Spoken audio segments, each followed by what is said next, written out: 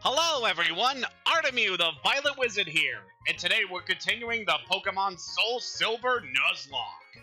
Last time we did pretty much everything we could do in Azalea Town for the time being, including getting our second gym badge.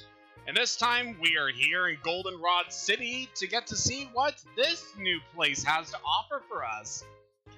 Very quickly, I want to confirm that, yes, our Heracross Scarab has joined the team, as I really want to use this bug in this run. I mean, there aren't a whole lot of opportunities I'm going to have for using Heracross in my stream, so might as well take advantage of this. Yeah, got him trained up so he's about on par with everyone else. If our levels are looking a bit low compared to some of the stuff that we'll be facing ahead, don't worry, we'll have plenty of opportunities to level up in the future. But yeah, for now, why don't we just look around the sites here in Goldenrod City? This is definitely a bigger settlement than any other place we have seen so far in the Johto region. There's so much to do here. So let's start off with one of the biggest sites here, the department store. Welcome to the Goldenrod department store. Department store is a decent selection. Some items are only available as game corner prizes. This is pretty much a deluxe shop. Pretty much anything you can think of to help you on your Pokemon journey, you can buy here. Mom's good at bargain hunting. She always buys stuff at lower prices. I'm ready to shop again today. I believe that is actually a mechanic, at least in the original versions of these games, where on certain days, like I believe Saturdays, you could get better deals here at the department store. But let's just look around at the shops, because every counter has very specific things. We can buy a lot of good medicine up here. We can buy potions up to the max potion level, which obviously we're not going to need anytime soon. We can buy super potions here, but I'm going to hold off on that, because there are better healing items we can get at a much more affordable price. But if you want, you can also stock up on full heals here, which basically restore any status ailment you can think of, which is also nice. And you can buy revives here, which we're not going to need in this run. Over at this shop here, we got Pokeballs. You're able to buy pretty much everything up to the best quality of Pokeballs you can get.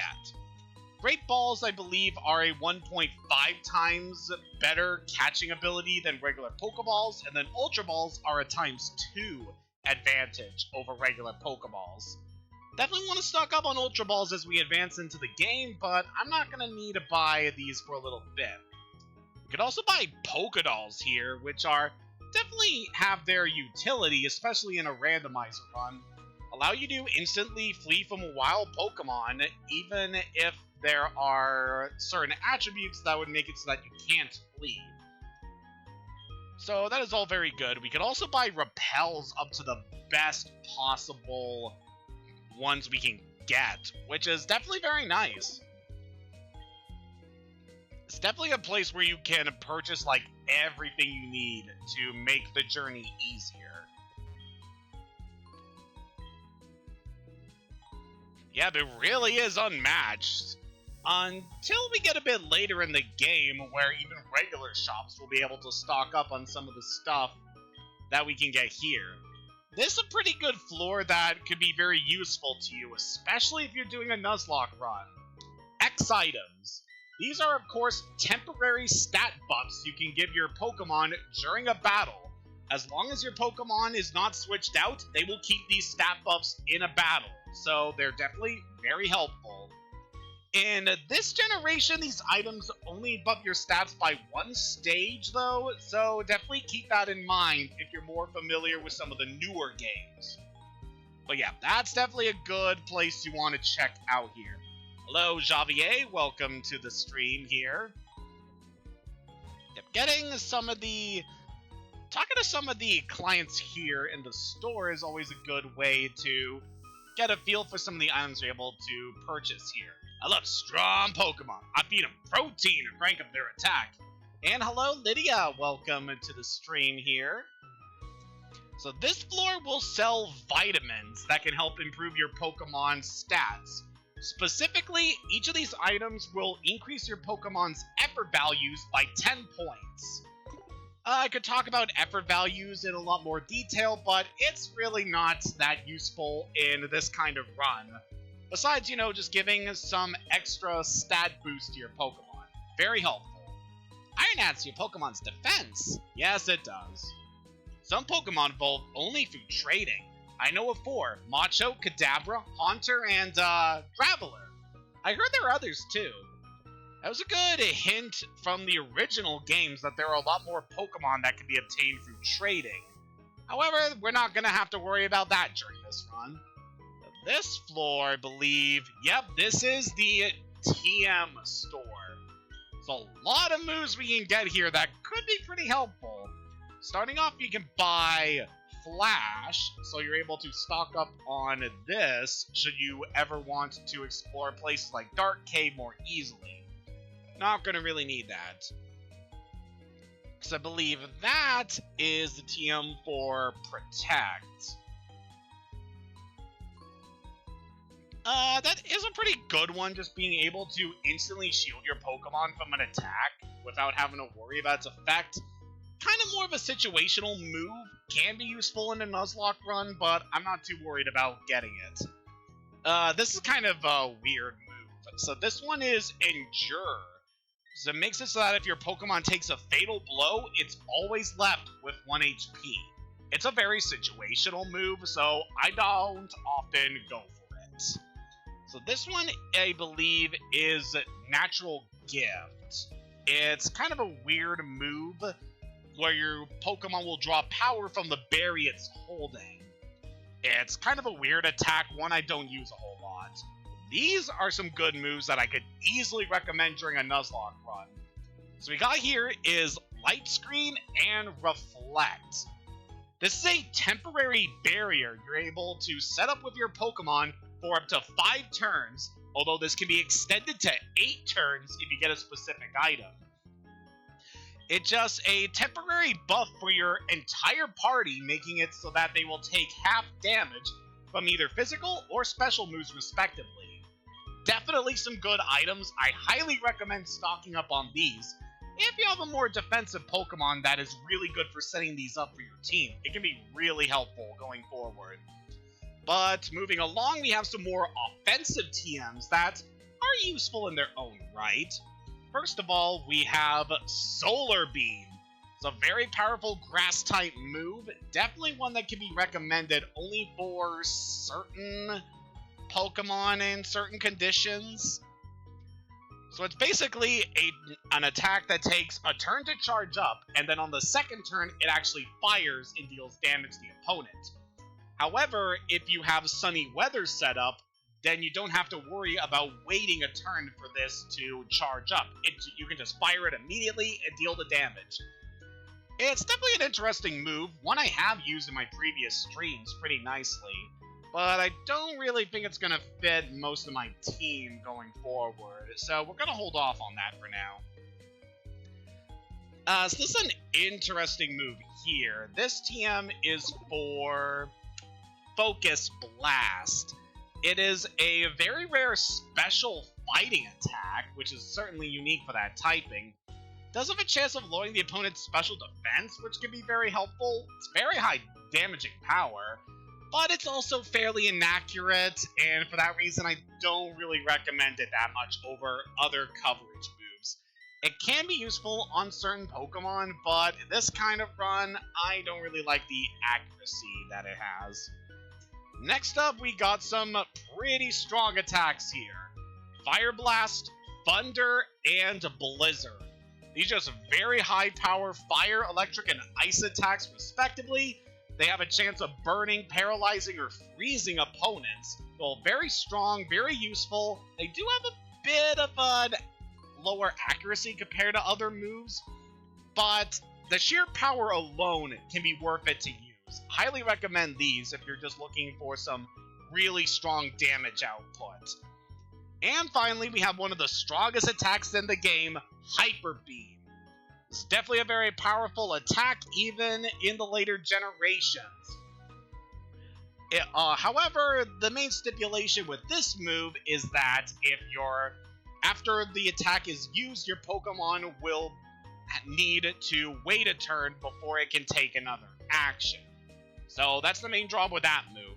Very useful in do-or-die situations, but outside of those, it's just kind of a pretty decently powerful normal type move. So yeah, that's the selection of TMs over here. If you're playing the original Gold and Silver, though, the TM selection here is completely different. This is more aligned to what the department store in Diamond, Pearl, and Platinum has in terms of its move selection. So I am glad that is consistent between the different games. On Sundays, a lady comes to check out Pokemon. She even gives away TMs. It could be useful to stop by here on Sundays just to see what we can get. I collect Pokemon. Do you have Lunatone? Want to trade it for my Regice? This guy's offering to trade a legendary Pokemon just for a regular old Lunatone. I'm gonna keep that in mind for later. Because as I've said before, I did randomize the trades in this game. Yeah, definitely something I want to consider. Alright, this area is a bit interesting. Must try at the Goldenrod department store. Welcome to the daily drawing corner. You can try it for $300 and we have wonderful prizes. Would you like to try it? Yeah, sure, we'll give this a try. Alright, please draw one. Wow, you got yourself the number 2 prize. Please take it. So we get a repeat ball from that. That is a unique Pokeball that makes it easier to catch Pokemon that you have already caught, which in this kind of run is not really that great. Tuesday's prizes will be number 1, TM91, number 2, Repeat Ball, or number 3, a Berry. Yet you can talk to that lady there to get a feel for what items you can win in this drawing. It's probably not something I'm going to do too much during this run. Listen to the radio. Which shows you prefer? I like Buena's password. When I catch it, I take notes so I don't forget the password. That's why my Pokegear is full of scribbles. Definitely something we're going to remember for later. If you're tired, try the vending machine drinks. Your Pokemon will love them too. Alright, so we're actually on the top of the department store here, which means we can use these vending machines. These give us special healing items that you cannot easily obtain in other means, and these are all really good. So our selection here is Fresh Water, which restores 50 HP, Soda Pop, which restores 60, and Lemonade, which restores 80 HP. All of these items are better than what you would get from a Super Potion, and they're also a heck of a lot cheaper. You are getting so much better health restoration for a fraction of the cost. I highly recommend stocking up on these, as they can be useful even later into the game. Currently we don't have a lot of HP on our Pokemon, so I'm just gonna stockpile a couple fresh waters, as these are the ones that are gonna be pretty dang useful to us. Yeah, for only the cost of a regular Pokeball, you're able to get something that's the equivalent of a Super Potion. These are so damn useful. Highly recommend picking up as many of these as you can. Alright, that should do it. So that gets us 5 of those. And yeah, you can just buy as many of these as you want. I also want to show that we have an elevator here that can take us to any of the floors automatically, so you don't have to use the stairs. However, there's also a basement we can go to exclusively by using the elevator. Basement has the warehouse. It's not open to customers. Let's look around here for a little bit. Definitely some things we can see here. Machoke, help us move the container. This warehouse gets cleaned in a matter of seconds thanks to Machoke. The stuff on the ground is junk. Take it if you want. Except we're able to enlist the help of these workers and their Machoke to access some exclusive items that can be found here in the basement. I remember this part being a bit interesting. So this guy will order the Machoke that he is currently facing. So if we want him to move the Machoke up here, we need to wait for him to actually move up to that Machoke. Which, depending on his pathing, Well, that actually didn't take too long to get. So just a nice way we're able to stock up on some extra items that can be found down here. Oh man, Max Elixir. Always good to get a couple of those, especially early on. If you're ever in a situation where your Pokemon just run out of power points, those are real good. And also picked up a big mushroom there, which reminds me that I have some items I want to sell. Yeah, take us to the second floor. I believe that's where our shops are. Second floor is the Trader's Market. Yep. Alright, so let us sell those mushrooms we've been collecting. Yeah, we got at least one other from the previous session. You can easily just sell that for $5,000. Yeah, I don't know if I'm going to sell any other items, like the fossil we picked up before could definitely be useful, but we're only going to be able to use it in the second half of the game, so it's going to a while before we can finally get the payoff to that. It's everything we can do in the department store for now, so let us move on. Let us move on in town. Ooh, this is one big town. I don't know where anything is. Yeah, it can be a little daunting to explore this place just because it's so big and there are so many buildings you can go into. This house is pretty nice. My big brother Bill made the Pokemon storage system. Oh, you collect Pokemon. My son Bill is an expert. Just got called to the Pokemon Center at Ekritique City. Yeah, Bill from the Generation 1 games is actually a resident of the Johto region, and this is where he usually lives. If we go into this building here, let's take us down to an interesting little spot. Hi, July, you're just in time. When you follow this tunnel, you'll see a dress-up shop. That's where your Pokemon can put on accessories to dress up and take pictures. By the way, here's the fashion case. Did you say you want it? I knew it. That's a present from me. Fashion case in this game's a little interesting. It's mainly for multiplayer stuff in these games, as we do not have access to Pokemon contests, so nothing we can really do with that that's going to be that important. There are some shops downstairs, but there are also trainers. I'm scared to go down there. We'll investigate this area a bit more thoroughly later. But for now, let's bite the bullet and check this out. My name is Mr. Game. My heart pounds with excitement when people enjoy my coin game. In fact, that's what I live for. You look like quite a challenger. Why don't you play my coin game? You can get a fabulous prize if you manage to collect a lot of coins. Yeah, sure. Alright, here's your coin case. Let's receive a special item called the coin case by talking to Mr. Game here. Show me how you play and my heart will pound with excitement. Alright, so replacing the usual game corner here, we have a bit of an interesting spot here. So what we got here is a mini game that we're going to go a little bit into here. Show me how you play, make my heart pound with excitement.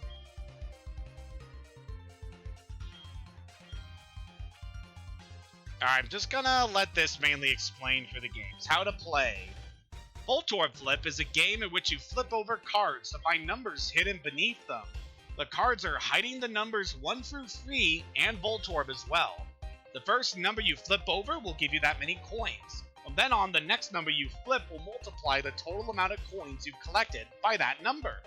If it's a 2, your total will be multiplied by times 2. If it's a 3, your total will be multiplied by times 3.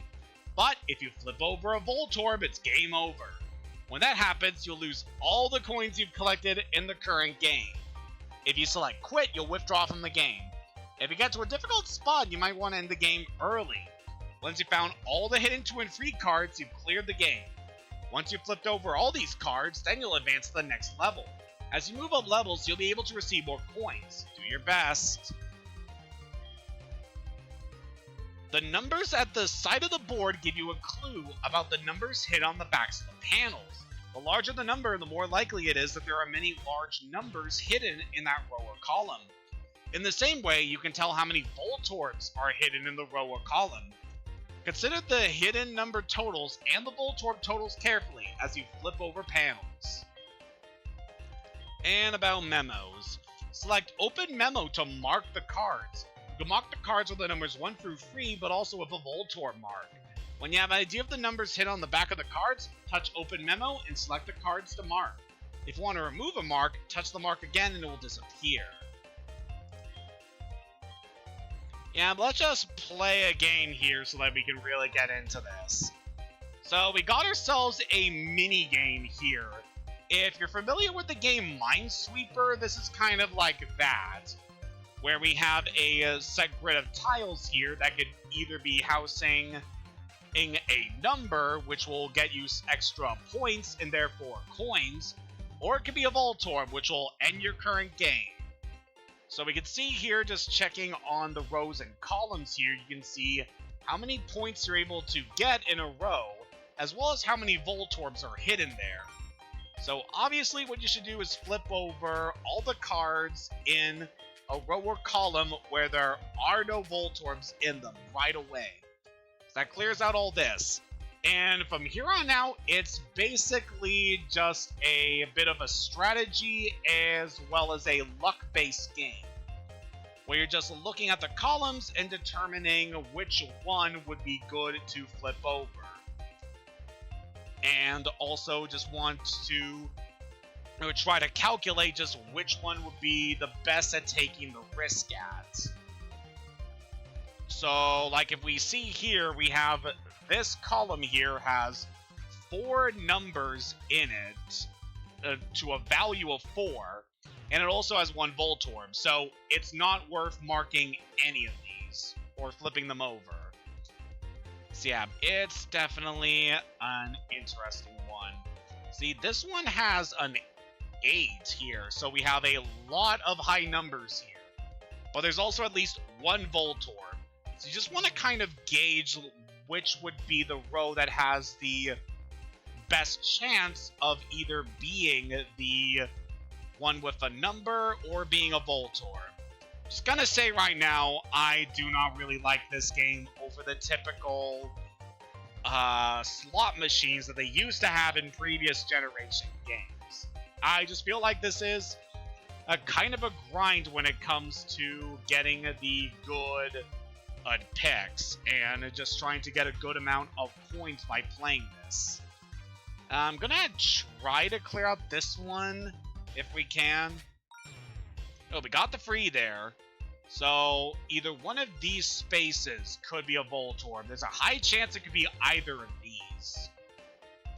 And we know from the value of these cards, 1, 2, 3, 4, 5, that there is at least a free in one of these. And the only way we can really do that is to... Actually, this one has a value of 6 in it, so it's most likely that it would be here as compared to this one, which would either be a 1 or it would be a Voltorb. So obviously that one's a Voltorb, so this one should be the free. Wow, that actually went pretty well. So yeah, it is very interesting. You gotta really analyze the selection you have here to really determine what would be the best pull to do. There's no reason for me to flip over any of these. So we can like mark those tiles if we want to. But yeah, nothing in this one I really want. This one's not going to be worth it. This one has 2 Voltorbs, but there is also at least one that's going to be a good number. Just looking here. So we have 2 Voltorbs here. We have a value of 6. So one of the cards here should be a 2. But is it going to be this one? Alright, so we know there are 2 Voltorbs here, and we have 3 numbers that should add up to 5. So if we do 1, there was a 1 here. So out of the other slots, there would be a 2, and then... No, wait, should be a 3 and a 1. So yeah, it doesn't really add up for this one, so we're not going to pull that.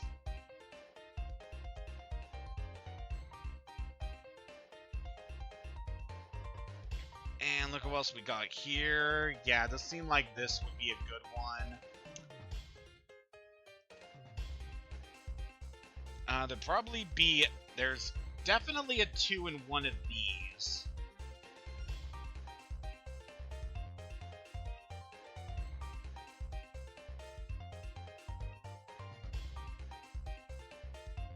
Okay, seem likely that there is a 1 and it has 2 2s, and that adds up to 5. So, given the numbers that we have here...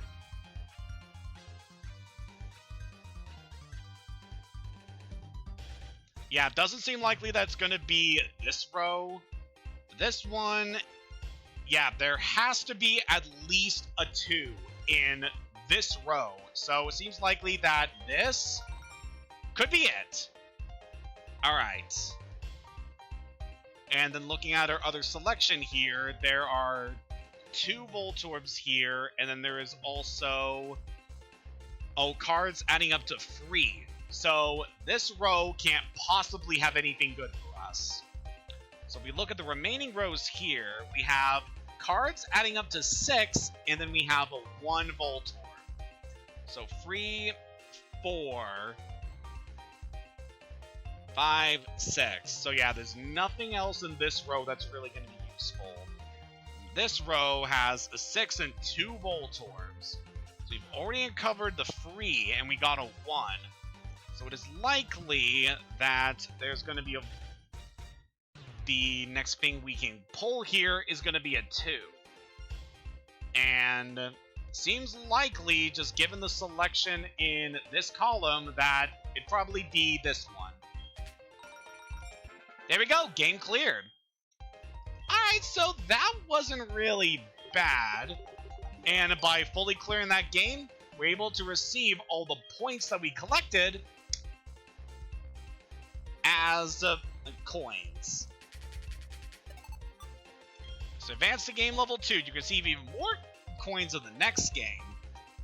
Yep, I'm going to back out right now, which should allow us to permanently keep all the coins we won from that game.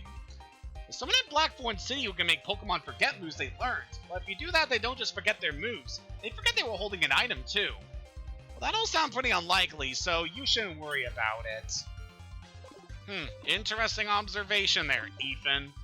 Yeah, now that we have Ethan registered into our Pokegear, he's gonna randomly call us from now on, and he can give us a little tips and various observations about the Johto region, which could be helpful. Alright, so I kind of shown you the basics of what to do with Voltorb Flip. Now you're probably asking, why will we subject ourselves to this kind of mathematical atrocity? It's because we can get exclusive prizes here at the game corner. Welcome, we exchange your coins for fabulous prizes. So we're able to receive Pokemon here at the game corner for certain values of coins, and actually pretty helpful with some of the stuff you get, at least in vanilla. And I can't even really check what that's gonna be. Now it says Abra, Sandshrew, and Dratini here, but I'm pretty sure that the randomizer will also change up the Pokemon we can receive here. So, I'm gonna check on that later and see if it's gonna be worth grinding up coins for any of those Pokemon. And then we have this area. This guy can give us some pretty exclusive moves that are pretty hard to come by. But you have to grind up so many coins in order to get these. And you're probably thinking, oh, that's not too bad. I mean, you could buy coins with your regular money in the older games. Why don't we just do that here? No, in Heart Gold and Soul Silver, the only way you can earn coins is by playing the Voltorb Flip game. Yeah, that is why I do not partake of this part of the game. It's just, it takes so long just to grind up a number of coins to actually be useful for getting anything here. Especially because the TMs that are just so damn good and should have been available in shops are gatekeeped here. It is so frickin' annoying. But yeah, that is kind of an overview of what you can do over here. Probably not going to be back at the game corner anytime in the future, except if I really want to grind up for a certain thing. Also want to potentially check what Pokemon we could actually get in there, because I'm pretty sure they're randomized. Hey, I got in trouble for playing in the basement of the department store. Yeah, there wasn't so bad there. I know there's a new bike shop, but I can't find it anywhere. So yeah, definitely when you're exploring around Goldenrod, you definitely want to head down into this part beyond the department store. When I used an item on my Pokemon acted really glad. That is actually a mechanic. Pokemon will be more friendly with you if you use beneficial items to them, which will help them out in various ways. If you treat your Pokemon nicely, they'll love you in return. Well, let me see your Pokemon. It's quite cute. Yep, definitely going into the mechanic of friendship. I keep losing in battles, my Pokemon end up fainting. Maybe that's why my Pokemon don't like me much. Yeah, Pokemon have a hidden value that isn't outright shown on their stat screen called friendship. And it's a value that will go up or down depending on how you treat your Pokemon. So just walking around with your Pokemon and using beneficial items will improve their friendship. Whereas making them faint in battle, letting them get afflicted with status ailments, and using items that they don't particularly like will decrease their friendship, which can have a variety of effects that we'll see going forward. Open a branch here, but I can't sell my bicycles. Why is that? Could you ride a bicycle and advertise for me? Sure thing. Really great. Give me your name and phone number, and I'll loan you a bicycle.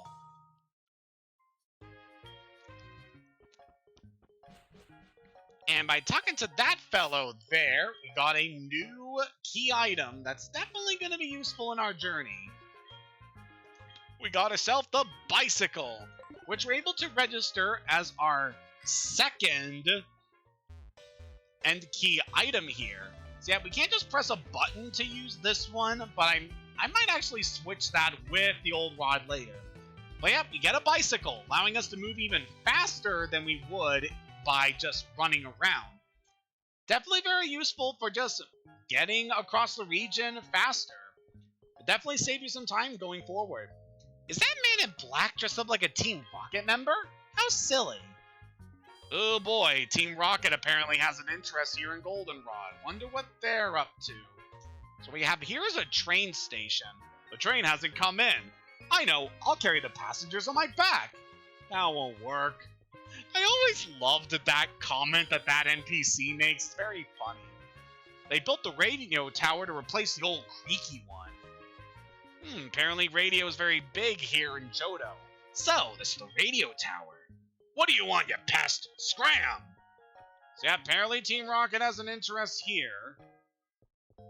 And if we head over to this way, we have a brand new area that was not in the original Gold and Silver. So this is the Global Terminal, an area that pretty much only is useful to you for multiplayer stuff, specifically referring to Nintendo Wi-Fi. There's really nothing we need to do over there, so we're just going to move on. Now, what I want to do is head into the radio tower. There's a lot of stuff we can do in here, actually. Welcome to Goldenrod's radio tower. Thank you.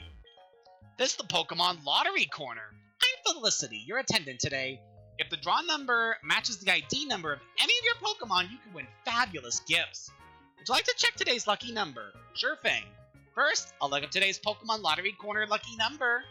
Your lotto ticket number is 32943. Now let's see if it matches the ID of any of your Pokemon. I'm sorry, you didn't get a match. So yep, you're able to check and see what the lottery number is at any time. which could definitely be useful to you later on.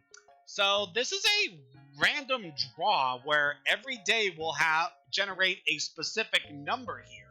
And if the ID number of any of your Pokemon matches the ID number that they draw, you can get exclusive items here that can be pretty helpful. The best way in order to get the most out of the lottery is to trade Pokemon with as many other players as you can, because every player has their own uniquely generated ID number. As you can see here, mine is 26058. So if I have a Pokemon with some of those numbers matching, we could get some items here. Yeah, I'm going to stop by the radio tower whenever I can in order to see if we can get some prizes here, because they can be useful. And I will state that during my Pokemon Emerald streams, I did manage to win the grand prize, which was a Master Ball. So yeah, if we can make that magic happen again during this stream series, that would be fantastic. Oh, would you look who it is over here? Hi, my name's Whitney. I heard about the quiz to win a radio card, so I came here to get one. But this quiz is so hard. Oh, really? If it can stump a gym leader, then what chance do we have?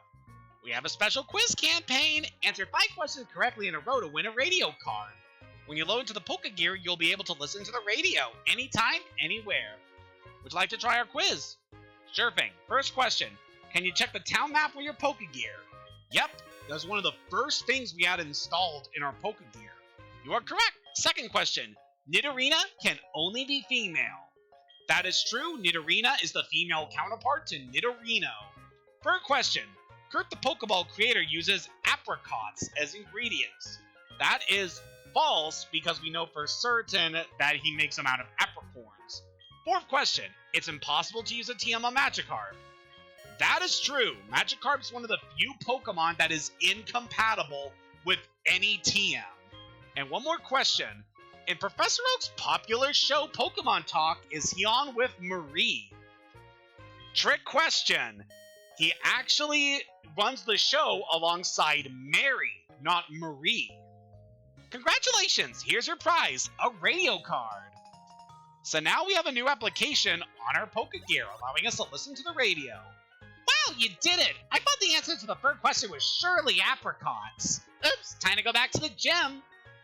Believe it or not, this is required in order to advance the story, which I get why they make getting the radio card required in these remakes, but still it's funny that you have to go through this in order to actually advance the story and challenge the next gym leader. Whoa, we actually got a raid from local Weeb BT, which I believe is my friend Nate. Thank you! Oh, that is very exciting. Welcome! We are currently running a Nuzlocke run in Pokemon SoulSilver. So, hope you all enjoy the festivities here. So yeah, we'll definitely go into what the radio card does in just a bit. Let's talk to a few more people here. I love Mary from Pokemon Talk. I only know what she sounds like, though. Yep, all you have to do is talk to this NPC, and he gives you the answer to that last question. Ben's a fabulous DJ. His sweet voice just makes me melt. So yeah, welcome Nate, as well as everyone else. Hope you have fun here. Lullabies on the radio make wild Pokemon sleepy. That's why you don't see many Pokemon when the radio plays lullabies in the tall grass. So I take it you're the one that supplies the lullabies there, Jigglypuff. Save out the blue card points for some choice prizes. Definitely want to talk to this lady here.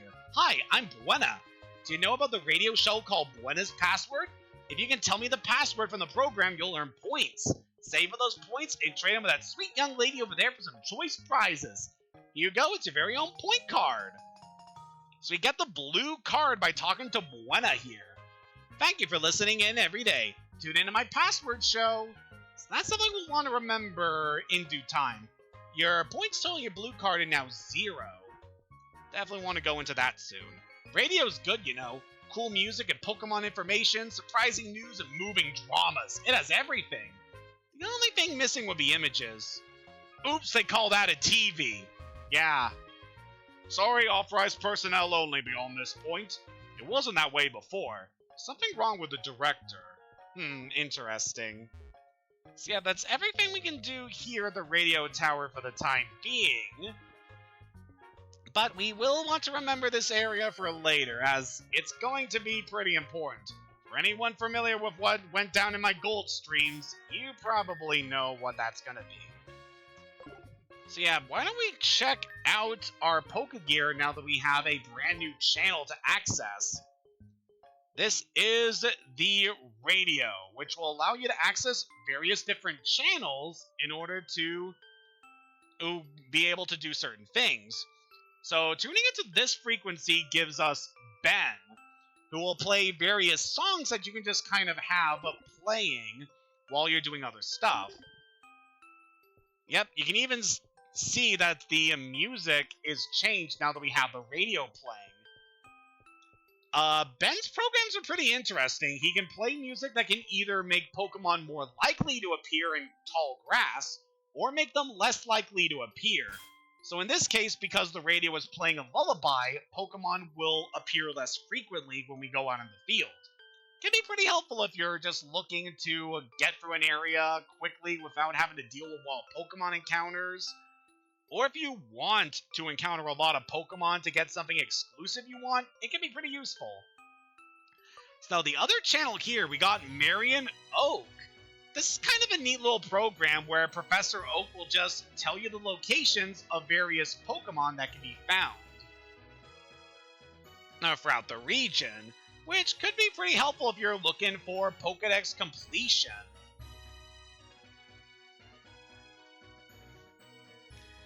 And yeah, I believe this is actually going to actually go into where we can encounter certain Pokemon thanks to the randomizer.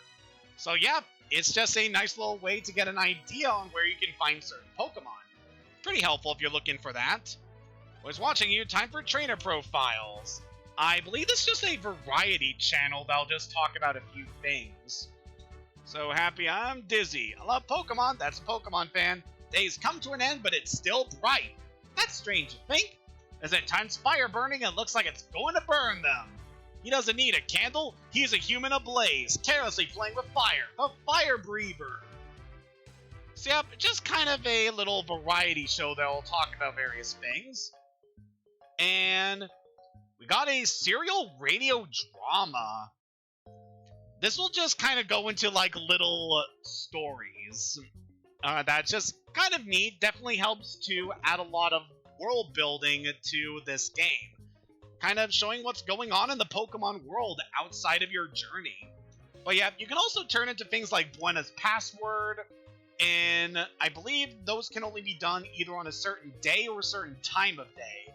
So definitely fiddle around with the Pokegear and see what comes up on the radio. You can usually find something good. The man at that tent rates your Pokemon names. He can even rename your Pokemon. Yep, if you're ever unsatisfied with a Pokemon's name, which, I mean, look at our crew. I am not unsatisfied with any of them. Talk to this guy, and they'll change their nicknames. Very helpful. Just excuse me a second. We're having one of those moments. I have become Scarab. Now I am the bug fighting type. Yep, just give me a second here to get everything back to normal.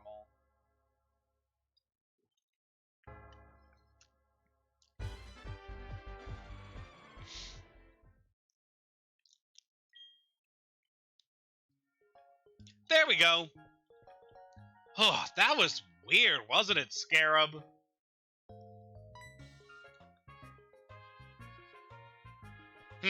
Touche. So now that we have dealt with Whitney's encounter at the radio tower, we can actually go challenge the gym if we want. However, we are not quite prepared for that just yet. So how about we check out some of the other things around town? So we have a flower shop here. Apparently there's an odd tree on Route 36. They say it dances when you water it. Oh, of course not. This is a flower shop, so we do have watering cans and things like that. But I cannot let you have one, it's too dangerous. Well, maybe if I manage to defeat the Goldenrod gym leader, it might be okay. So I've got another thing that we cannot do until we clear the next gym. So want to keep that in mind for later. Sometimes a healthy Pokemon may be unable to use its moves. If that happens, heal at a Pokemon Center or use an item.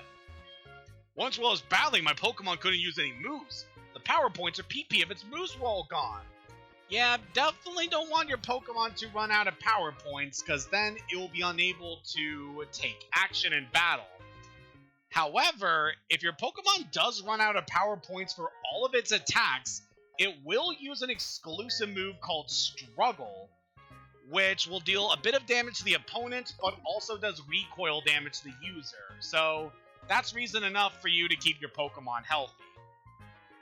Alright, basically everything we can do on the surface of Goldenrod City for the time being. So, how about we finally go into this tunnel? I was challenged to a battle downstairs. It's rough down there. Better be careful. Nah, I think we're gonna be just fine. We got a pretty strong team here. So, we actually got some trainers we can battle down here. I think you have some rare Pokemon with you. Let me see them.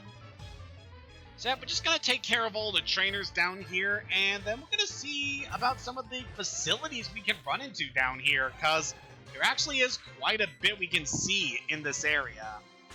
But let's get a time to get accustomed to our new pal Scarab, and yeah, he just took out that Stunky in one hit.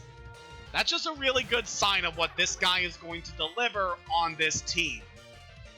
I was really excited to catch a Heracross for this run. It is such a great Pokemon, and it's just so hard to normally encounter otherwise. And just kind of, I don't know, I just really didn't think of too many games where I could easily fit one onto my party in any of my previous playthroughs, or even some of the playthroughs I plan to do in the future. Like, I already have the teams I'm planning to use when I'm doing the Gen 5 and Gen 6 games. I'm probably going to need some more work to decide on what I'm going to use when I get to Gen 7, but yeah, for whatever reason, just couldn't really think of a good spot to have Heracross on my team. So I'm very thankful that we have this randomized Nuzlocke to give us an opportunity to finally use this powerhouse. God, this is such a great Pokemon, and I'm really excited to use more of them going forward. This guy I kind of want to watch out for, Unknown. Well, it's gone. It has terrible stats, but it does have an interesting move called Hidden Power, which can be pretty tricky to deal with because that move will have a random type based on the status of the Pokemon using it. That is unique to every individual Pokemon. So sometimes you can run into an Unknown that will just deal really a nasty damage should it be a typing that actually manages to do something that's really bad for you. Speaking of things really bad for me, probably not a good idea to switch Snorkel into this one, because I remember what Geodude can have as an ability here. Yeah, dang randomizer, just making things awkward for me. See, Snorkel's really not going to be good for you, so let's go to Sun. Ah, man, it feels really good to finally be back in battles again, because, what, we've been talking for like 45 minutes straight without a single Pokemon battle. That's gotta be one of the largest amounts of time that I have been going through a game without, like, any battles in any of my stream series. Holy crap. But yeah, we definitely got a lot of fights ahead of us before we head into the next gym. For this gym, I can recommend getting your Pokemon at least to level 19 or 20 to deal with things here. Otherwise, this could be a tough one for your team. Even in Vanilla, the Goldenrod gym is rather notorious for being a very massive difficulty spike, specifically because of the Pokemon that Whitney uses on her team. For a randomizer run, though, oh man, this is going to be interesting, considering the stats that are on the Pokemon she normally uses, That could be really bad for us. Oh, also speaking of things that are bad, Heracross is a good Pokemon, but it cannot take flying type attacks for crap. What are we gonna do for you? I would switch into Sun, but he could be weak to the moves this thing does. And Butterfree is a pretty decent Pokemon this early on. Let's go to Lydia and see what we can do to hamper this thing. Okay, we are paralyzed. That's not the best, but that also means that we cannot be put to sleep by Butterfree. So we're just gonna have Lydia do some decent damage to this thing. Nightshade, it should be more than enough to handle it. So yeah, that thing has Confusion. Definitely something that is a good reason to use Butterfree early on is it does have early access to Psychic type attacks, which can be pretty useful early on, especially because in this generation, Poison types are very plentiful, and so are Fighting types. Come to think of it. So it could be definitely nice to bring a Butterfree with you. Along with that, they have a lot of status moves, as we saw in this thing's moveset. So it definitely has a lot of options for dealing with Pokemon. I even used a Butterfree myself during my LeafGreen streams for a little while before it eventually got outclassed by some other Pokemon I wanted to use. But it's definitely one I can recommend, at least for the early stages of the game. And with that taken care of, we got a level up on Scarab. It's now easily the strongest Pokemon we have in our party right now. So let's swap things around, get it more orderly. And do I want to heal up Lydia? We're probably going to be good. Just one more trainer we have to deal with here. I got booted out of the game corner. I kept winning at the new coin game, and they thought I was cheating. I mean, any exploit you can use to get coins from playing Voltorb Flip, I am all for. Alright, Dottie, we haven't seen too much of you before, so let's see what we can got here. We're underground, so wonder what we could get from Nature Power here. Try Attack. Oh yeah, because I believe this area technically counts as a building, so that's going to be to transfer into Try Attack. That's a fairly unique move in that it has the ability to either burn, paralyze, or freeze the target. It is a darn good move, especially because it has very decent base power. Definitely a move I can recommend having. It's just overall good.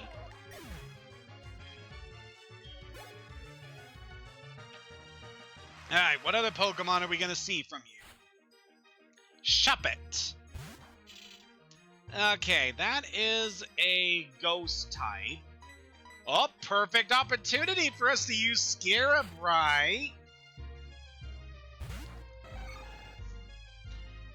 Alright, so another reason I really wanted to bring Scarab into the party is because he has a very nice ability that he got randomized.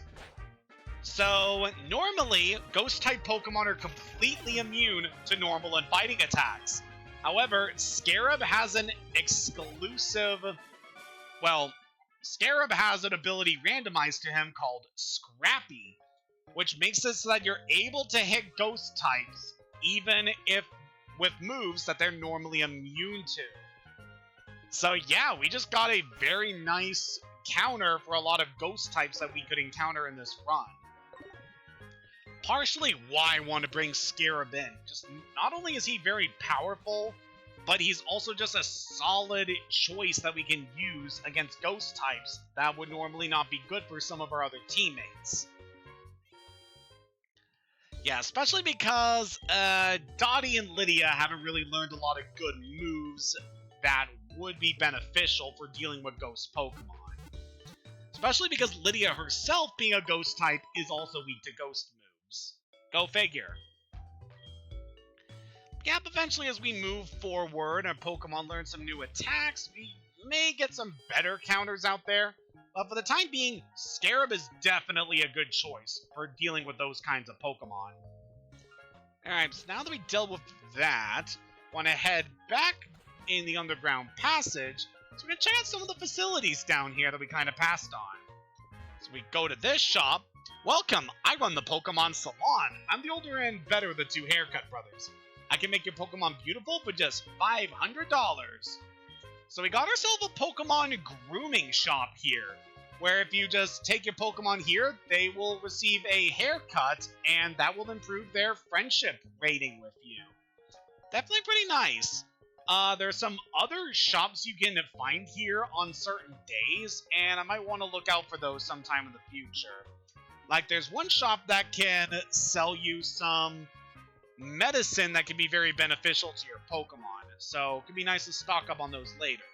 But if we go over here, welcome to the Memorial Photo Studio. We're no ordinary studio. You can wear a Team Rocket uniform to take a picture. Would you like to try it? Ah, sure.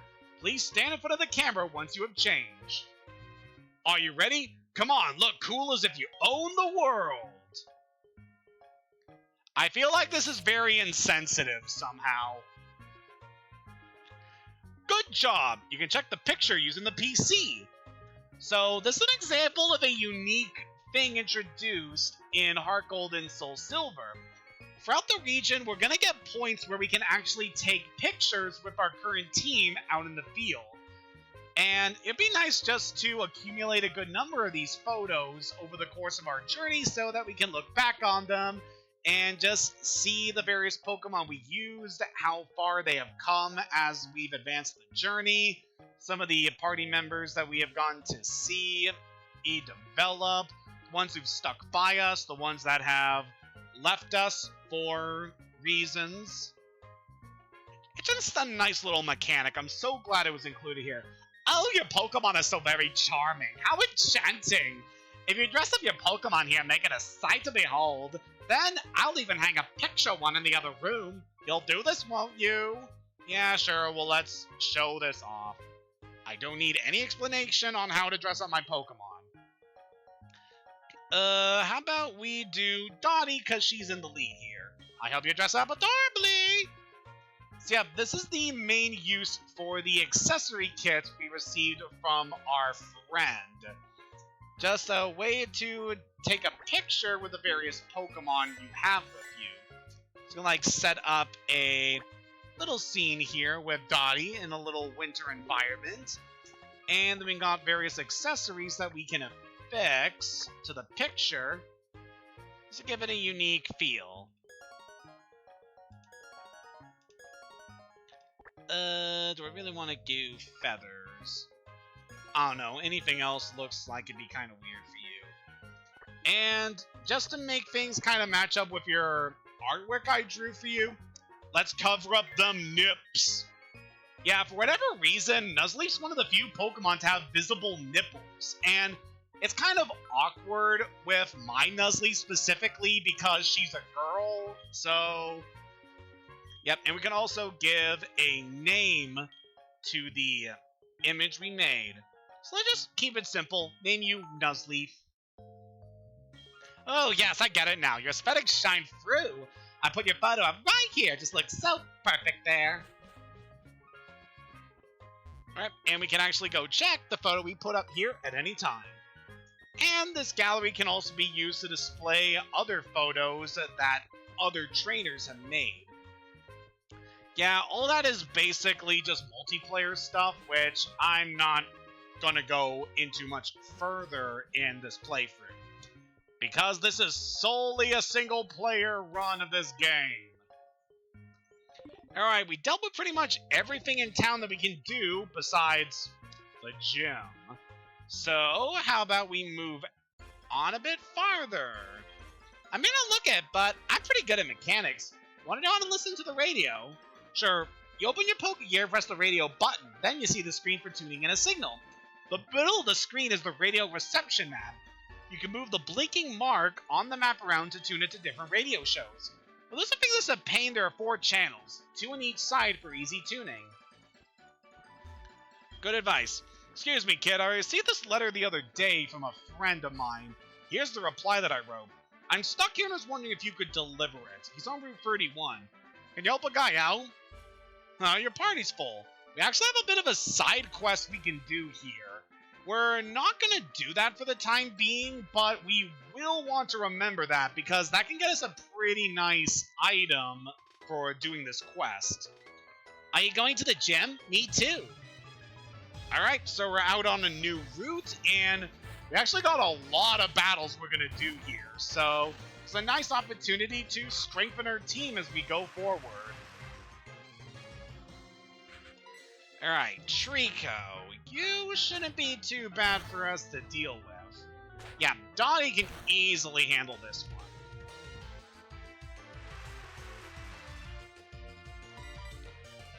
And while we're doing some of the battles around here, why don't we talk about some stuff that's been going on in my life lately? Because, oh boy, we spent almost an hour just in tutorial mode for stuff in Goldenrod City. God, I am really not used to talking this much. Oh, I couldn't win. Nice try. Alright, let's shuffle our team a bit so we can get some more experience on the Pokemon that need it. Yeah, in terms of our current party, I am quite satisfied with our current team selection here. There are a few other Pokemon in the box that I want to try to get leveled up more, but I can focus on that in my downtime from these streams. Well, our mother's calling for another update. It's probably just going to be more berries. So yep, we'll pop by the department store later to deal with that. Hello there. Hello, just when you least expect it. I'm Cameron the photographer. You look so photogenic. Why not have a picture taken? So yep, you can run into this NPC Cameron randomly on certain routes throughout the Johto region, and he can take snapshots of your Pokemon out in the field.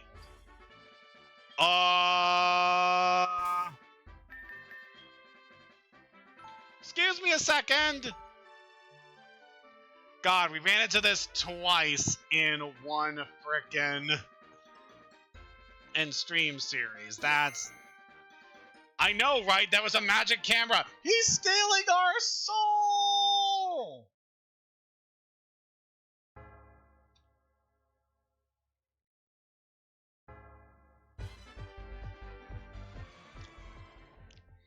It's okay. We should be okay. Yeah, I know. For whatever reason, these games specifically are so difficult to emulate properly. God, it's so weird. I'm gonna show my girlfriend the hot stuff.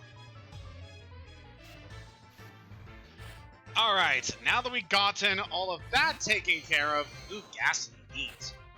How about we talk about some stuff that has been going on lately? So, last couple of days have been pretty easygoing for me, and it's gotten me in a mood for trying some various things that haven't really been doing a lot lately. For instance, one thing that I have really gone into recently that I'm honestly surprised myself that it's really taken me this long for doing is I've actually started to collect Pokemon trading cards again. Yeah, for the longest time, I've just kind of had a big gap when it came to actually collecting Pokemon cards, because me and my brothers would always get Pokemon cards when we were kids, mostly just because we liked looking at the pictures of the Pokemon. We never played the game ourselves, and even to this day, I haven't really played the card game, but we just really like collecting the cards. And for the last couple of days, I just kind of felt like taking all the cards that we had kept over the years and just sorting them out into a binder so that they're all nice and organized. And it's been pretty good so far, sorted like the majority of those cards out, so we got most of them in a nice, even little binder. Probably going to need to grab another binder for some of the other cards I have, just so I want my collection to be nice and organized, because I am meticulous and neurodivergent like that. Good level up on Lydia. You handled that single battle very nicely. But yeah, it's just been very nice to go out and buy Pokemon cards again these days. Actually, earlier today, after I had lunch, I stopped to buy a gaming shop downtown, and I picked up a pack of the Scarlet and Violet cards, just so I can get some more cards in my collection, and got a pretty decent set. I even got a Koraidon card, which is definitely very nice to get a Pokemon specifically from that generation that is like the big signature Pokemon of that line. Yeah, I'm real sorry about that, Lydia. It's just kind of the first thing that came to mind when I wanted to nickname that specific Pokemon. Alright, we can definitely see here the trainer levels are starting to catch up to us. Yeah, going forward, we could see ourselves in some pretty serious battles, which could definitely be interesting for our current party. So far, we have managed to get through this game without a death, but I'm starting to think that we are overdue, especially with how things tend to run in a lot of my generation and 2 or 4 playthroughs. You're pretty weak, Spearow, so Snorkel can handle you pretty nicely. Come to think of it, with my current team, we have a pretty serious weakness to flying, so yeah, I definitely might want to work on that and see if we can acquire some Pokemon to actually give us some more coverage. Because otherwise, we could really be in trouble.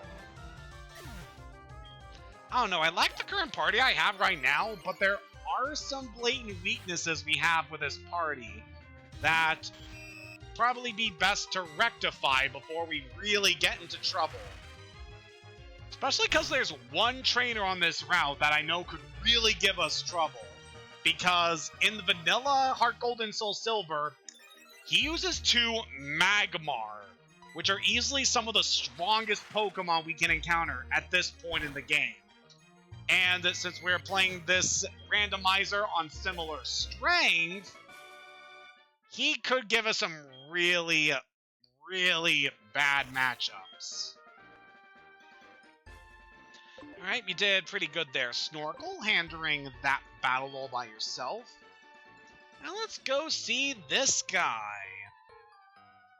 Quite the funny face here. Behold my dexterity and grace! Remember this being a pretty unique trainer class. This is a juggler. So normally in the vanilla game, wow, level 2. In Vanilla Heart Gold and Soul Silver, he has a team comprised entirely of Voltorbs. Like, the idea is him juggling the Voltorbs from his hand into the battle, which is a pretty fun concept. This specific trainer I know is a little infamous because of a certain thing that we'll get into after we are done this battle. Nice to give Charlotte a bit of action here. I still want to kind of give Charlotte some more action because, ooh, definitely not for this one, though. I mean, it is level 6. What could that do against Charlotte? Honestly, we should be fine for this Growlithe. Yeah, I do want to use her a bit more, specifically because she hatched from the egg that pretty much started this whole adventure. As well as the fact that she has extra sensory. I mean, how many times are you going to encounter a Spinarak that has extra sensory? Already we're seeing some interesting matchups with the randomizer right now, because he has a Vibrava. That is interesting. I don't think it's gonna have anything really bad. Ooh, it has Sonic Boom, so that is a bit of a pain. But we should be fine. Like, Brava is a bit interesting because this thing is a dragon type. Specifically, it is a ground dragon. So, definitely a pretty unique typing that we're not really going to see on too many Pokemon. But for our current party, we should be fine. Like, I know Vibrava, it does have pretty high stats by this point in the game. but its attack really isn't that bad, so we don't have to worry too much about it damaging us. Alright, that went pretty smoothly. Good work, Charlotte. And just one more to go, which is... oh no, oh no, oh no, oh no!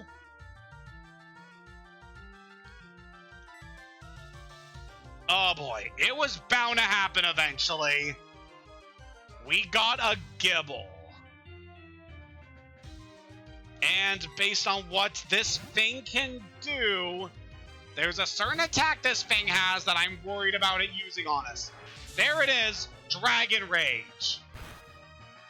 This move is nasty. It does a set 40 damage every time it is used. Which means if you don't have a Pokemon that has above 40 HP, this thing will one-shot your Pokemon. Pokemon like Gibble are a pain to deal with in Nuzlocke if they keep spamming this attack. Because they'll just use it over and over, and it will just wipe out your entire team if you're not careful. I hope I have enough healing items to endure this. So I don't know what else this thing could... okay, it tackled us. Alright, that did basically nothing. So as long as we're able to take this thing out, we should be fine. Just as long as they're... yeah, there we go. Yeah, when you're doing a randomizer run, running into a Gibble is very early on can be a run-ender. Just, God, that thing is so scary. You're the best I've ever battled. Huh, you're the one who saved all the Slowpoke. Well, no wonder I couldn't beat you. Would it be okay to get your number? I don't want to miss anything you do from now on. Yeah, sure. We got ourselves a bit of a fanboy here with this juggler. Wow, gee, thanks. Now I can call you anytime, whether anything's up or not. You know, just a chat. God, that battle was so scary. But we managed to survive. Let's top Charlotte off here. Just to make sure we're ready for this. Because the next trainer up her hat is going to be the big one. Possibly the toughest trainer we're going to have to deal with in this whole section of the game.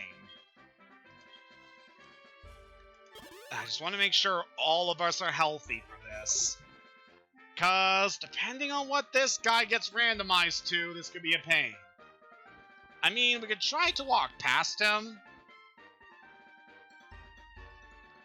But you know what? I like a challenge. I'm practicing my fire breathing. As I said before, in Vanilla, Heart Gold, and Soul Silver, this guy uses 2 Magmar. Roserade? That is interesting. I mean, given what you would probably have in your level up set, you're probably not going to be too bad for us. Alright, son, let's go take on this feisty female. So it's interesting run into a Roserade at this stage of the game, as that was the ace of the second gym leader back in Diamond, Pearl, and Platinum. So yep, certainly formidable Pokemon. In fact, it's possibly my favorite grass type in the entire roster. Just very powerful, very fast. It's just such an excellent Pokemon. I'm just thankful that thing was only level 11, because that would have really given us some trouble. Alright, and Snorkel leveled up too and is learning Bubble Beam. Thank Arceus for this, because I've been needing a stronger water type attack for so long. Alright, Snorkel now has Bubble Beam, meaning his usefulness has only increased. And... oh boy, Donphan. I don't know if this thing has a ground type attack, but that still worries me. What are we gonna do for this thing? I'm kind of thinking Lydia. Because at this point, Donphan probably doesn't have a lot of moves that can hurt Lydia. Knockoff? Okay, that hurts. Huh, that actually wasn't too bad. Okay, yeah, knockoff is a dark type move, so that does hurt. But thankfully, we don't have to worry about the secondary effect of knockoff, where the move deals more damage. Oh god, roll out. Oh man. Hopefully this Confuse Ray is able to work, because otherwise... Ugh. You know what? We also have Disable. This could be a good way to mitigate this attack. Alright, hurt itself in Confusion. And we failed to do that. Okay, but thankfully, I believe the Confusion will also nullify the rollout. So let's just take a moment to heal up Lydia. And we should be good. Yeah, just worried about this thing because Donphan is a beefy boy. It's a very defensive Pokemon, and it is very strong. Ugh, going for rollout again. I'm going to do Disable because I believe that will prevent it from being able to chain using this move. Why did you miss? Oh, God. Oh, God.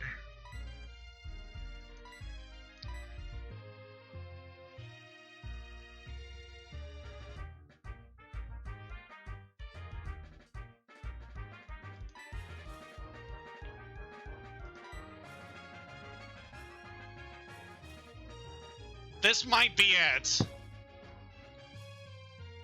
So rollout will increase in damage every turn that it manages to get going. So I do not believe Lydia's going to be able to survive the next hit.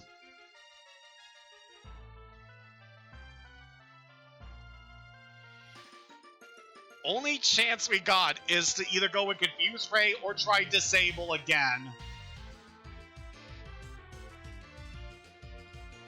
I knew that Fire Breather Wall would give us trouble, but I didn't think it would end up like this.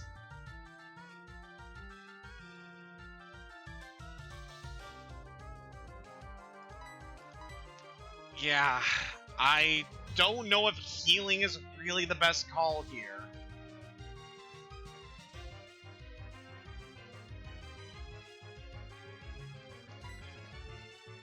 We have an X defend, but I don't think that's gonna help because it's just gonna keep raising the power of rollout.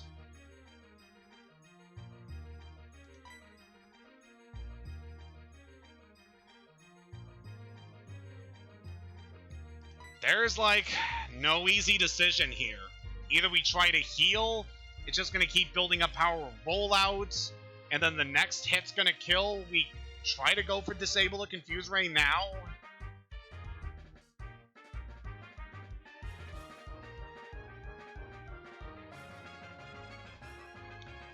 This part of the Nuzlocke challenge that I always dread. The moment when you realize that no matter what you do, a Pokemon is gonna die.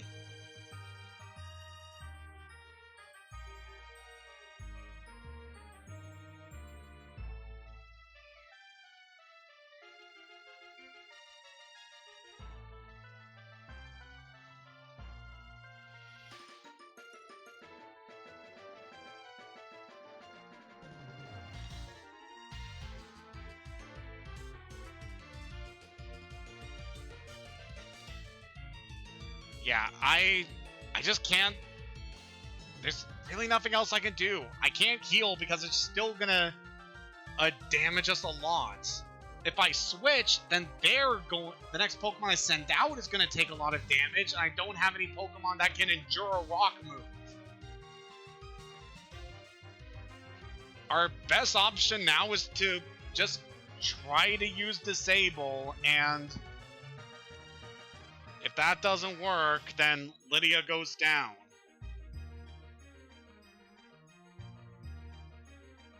Well, it's been nice having you on the team, Lydia.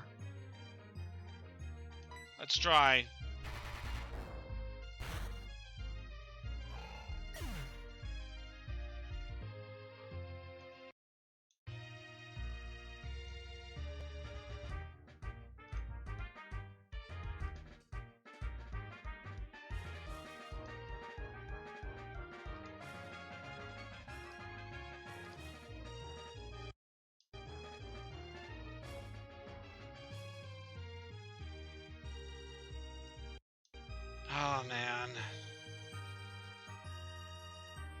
What are we going to do now? Snorkel is our best bet at damaging this thing. Just want to check what else we got.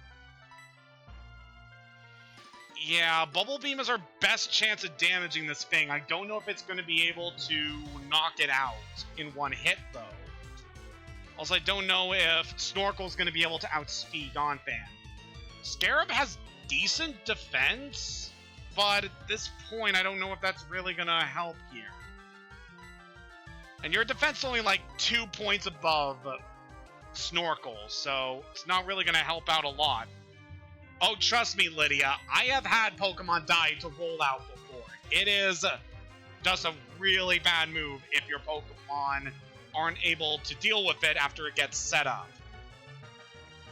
There's nothing Dottie's going to be able to do. Sun really not going to be helpful here either.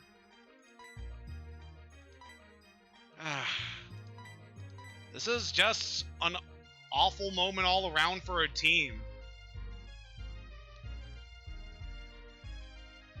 Alright, I think our best bet for damaging this thing is going to be Snorkel. Just gotta pray that we can outspeed this thing. We are 2 levels above it, so maybe this will help. Alright, we're faster. Just need to pray that we can damage it. Bubble Beam's really strong. We have Wise Glasses. There we go! Woo!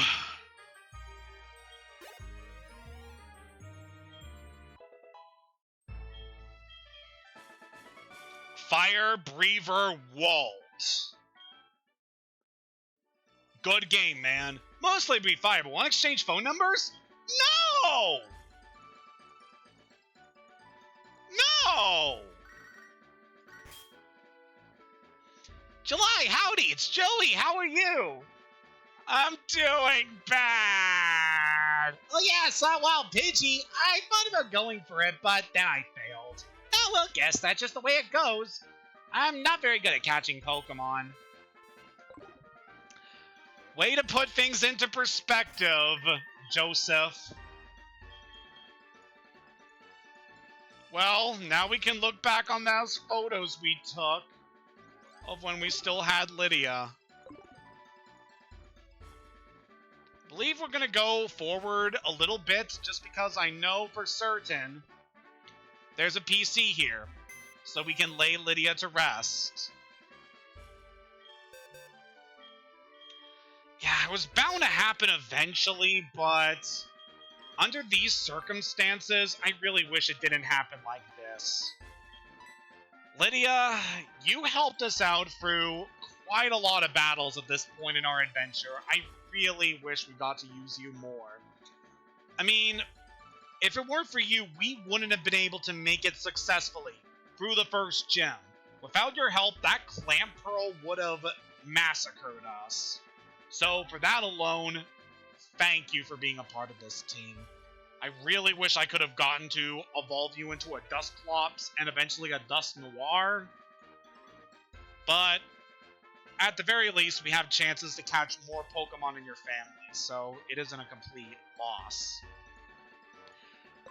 I'm just very grateful we got to know you for the amount of time we did. Now, you can rest. And don't worry. You won't have died in vain.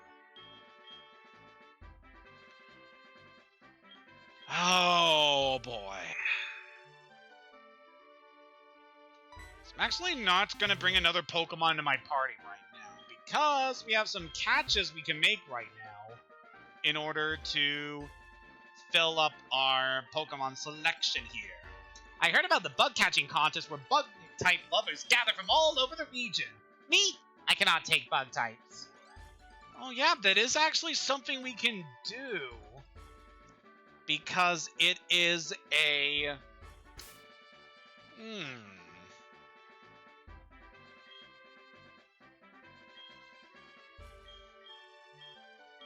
It's a Tuesday, so we could do the bug catching contest and see what we get. Today's Tuesday, that means the bug catching contest is on today. Rules are simple. Using one of your Pokemon, catch a Bug-type Pokemon to be judged.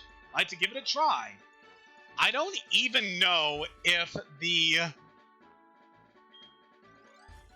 I don't know if the randomizer are going to affect the Pokemon selection specifically for the bug-catching contest, but we'll just see. So yeah, this is a special event that is only held on Tuesdays, Thursdays, and Saturdays here in this area.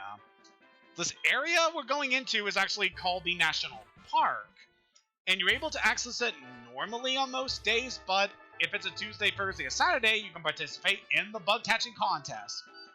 So what we gotta do here is just look around the grass here, encounter a specific Pokemon here, namely various bug types, depending on if the randomizer affects this or not. And you just want to try to catch these things, and the Pokemon you catch will be graded at the end to see how good it is. So I believe specifically there are a few attributes you want to watch out for when it comes to your Pokemon being graded. But one of the big things is you want to make sure your Pokemon has a lot of HP and be very healthy when you catch it. Alright, let's go in and see what happens. Pinsir?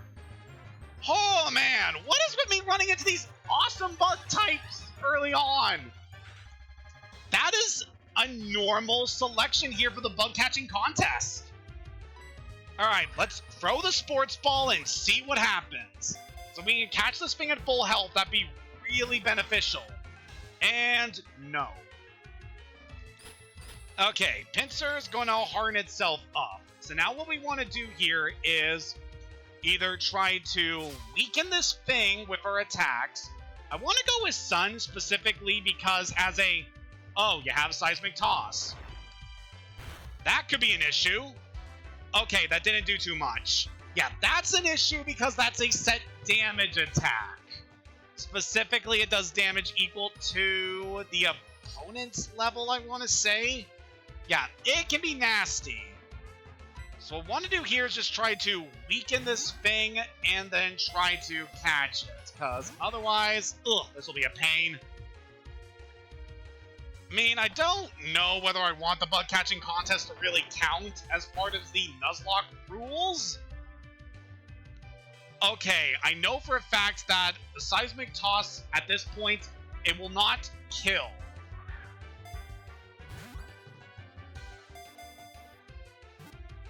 So we can just try once more. Nope.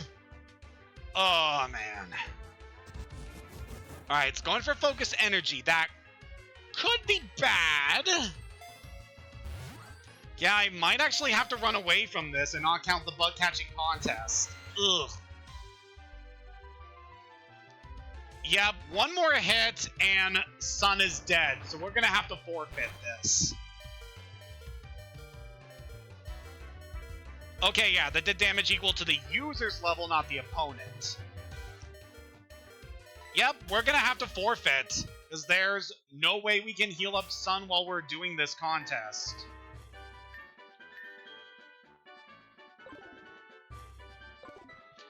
Well, it was a nice try, but hey, this is a randomizer run. We could run into Pinsir later on in our adventure. So left 18 minutes left. Do you want to finish now? Yes. So yep, with that, we have failed the catching contest. We have chosen the winners, placing third the bug catcher Josh, who caught a writhing Metapod. In all honesty, I probably shouldn't count the Nuzlocke rules when it comes to the bug catching contest. Just because I really don't want to lose Sun, but come the frick on, that was so annoying. And of course the winner of the contest caught a Pinsir.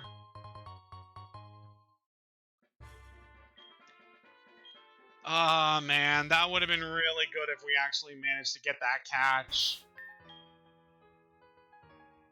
That would have been good.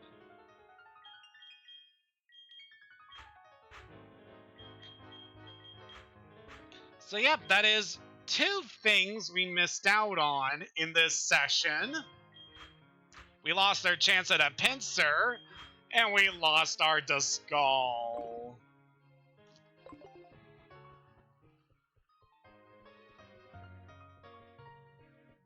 So yeah, I want to say that the randomizer does not affect the bug catching contest, and that table is just normal.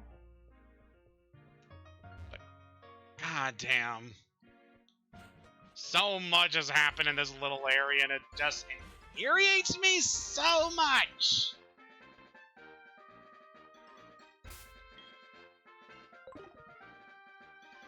I guess something I can show off here if you're looking to quickly heal up a Pokemon. What you want to do is go into the PC, because your Pokemon will actually be fully healed when they are placed in the PC. So you can just put Sun down in the box there, and then put him back in the party, and he'll be healed up. Answer your question there, Haida, welcome to the stream there. Yes, this is a emulation of a Pokemon SoulSilver, but hey, you didn't hear that from me. Wink, wink. Yep, Sun's all healed up from the damage we took in the contest. What are we gonna do now? I guess we can do is look around this route and see what we can catch now. There's also a couple battles we can do on this side of the route, but just we'll look around. Shinx! That's our first electric type we've encountered in the wild. That's actually real good for us. So yep, Charlotte can go ahead and weaken that. Yeah, Shinx I could definitely see being useful on this team. It evolves to its next form really quickly, so that would be very nice. Alright, let's go ahead and catch you. Also good chance to just show off how many Pokeballs we currently have. Yeah, I took the liberty of getting a couple more of the variety Pokeballs that we can get made from Kurt. So now we have a bunch of those.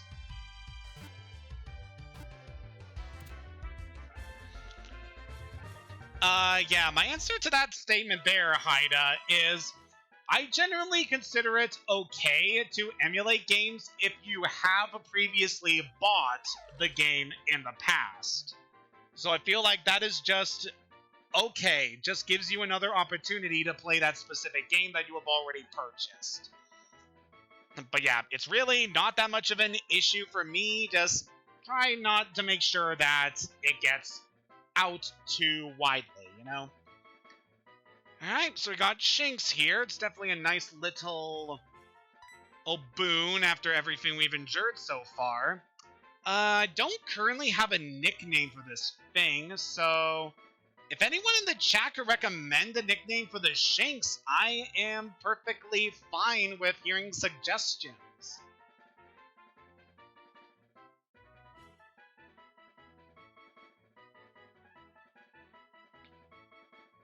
Yeah, I understand that. I mean, I have talked a little bit about this kind of thing in some of my previous streams, so it really hasn't affected me in a negative way, so yeah, just keep it all on the down low and things should be fine.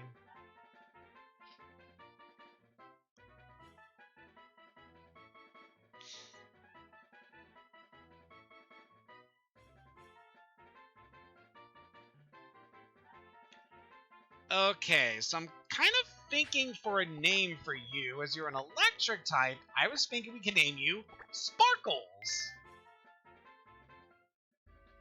Yeah, that's just a cute little name for an electric type. Especially as one as cute as you. Yeah, I really like the Shinx family, so definitely a nice catch for me. Oh yeah, I was very thankful with the fact that I managed to get a Chimchar among the selection of Pokemon in this run. Because this is a randomizer Nuzlocke run, so our selection of Pokemon are going to be a lot more chaotic than the ones you normally encounter in Heart Gold and Soul Silver. So yep, definitely going to train up Sparkles in my free time. But for now, you can just chill in the box for now. And we'll bring in Walker just because I kind of need someone in the party right now after we lost our dear friend Lydia. And hey, Walker is a pretty decent Pokemon at this stage in the game, so I'm very happy to have you aboard. Alright, so in terms of other Pokemon we can catch, we actually have something available back here in the National Park.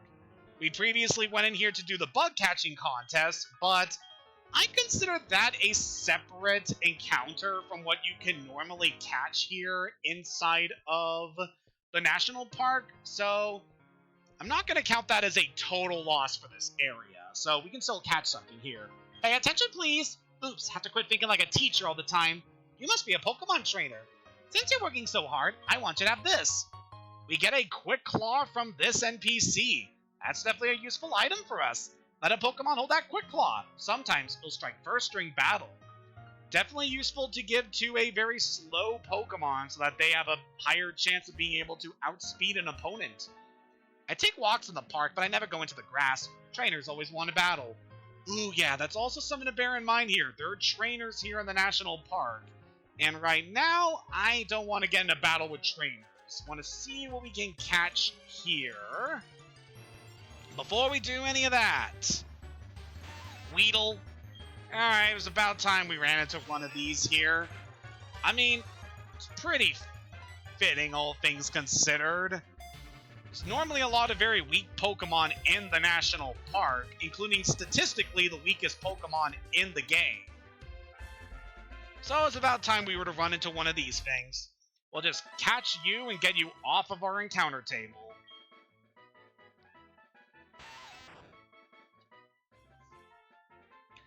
Alright, so would anyone in the chat be able to provide a nickname for our Weedle? In the meantime, I could try to think of a nickname I could give to him. I don't know, just one particular word came to mind that I don't know if... I mean, it's not like I'm going to be seriously using this thing in this run, but... I don't know. We can see.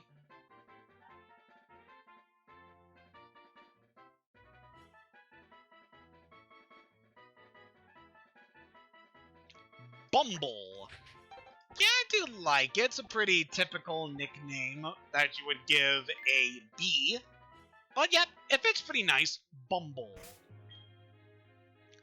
Alright, so now that we got that guy taken care of, want to head back to the previous route, as there's some stuff there I want to clear out before we do things in the National Park, as got a lot of areas around town we can do. Also, try to go this way. Tap, tap, ding, ding. We're in a big hurry. Just a little more work before you can come through. If you're looking forward to it, oh, trust me, I am really looking forward to seeing what's over there soon. So yeah, we'll want to leave that for now. As we head this way... Wow, just getting all the encounters here just by taking one step. Oh my god, I could have had a Larvitar on this route! So yeah, talk about missed opportunities! That is a pseudo-legendary Pokemon. Specifically, it's the first stage of Tyranitar, a Rock Dark type Pokemon, which would have been really awesome to use in this run. Whatever, we managed to catch our Shinx, and that's a pretty satisfactory encounter on this route. But still, we could have had Larvitar! To this day, I have not really managed to complete a Nuzlocke run with a Tyranitar, so that would have been really awesome. I'll go anywhere a bug Pokemon appear there. I don't know, man, I have not really encountered a lot of bugs in this area. Gulpin, that's pretty fine for us. Charlotte should be easily able to handle you. Yeah, so while we're finishing some stuff around here, what's some other stuff we can talk about that's been going on? Well, for whatever reason recently, I've just really felt like playing Bug Snacks again. I mean, it's like the second time I have fully played through this game this year, but I can't help it. It's one of my favorite games of all time. Just really love it. It just has a very fun gameplay loop. I like the story and characters a lot. It just holds up very well presentation-wise. It's a great time. Highly recommend playing it. In fact, I have streamed a full playthrough of that game, including the DLC, on this channel, so you can check that out if you'd like. So yeah, whatever reason, just really want to play it again, and been just having fun as I usually do with it.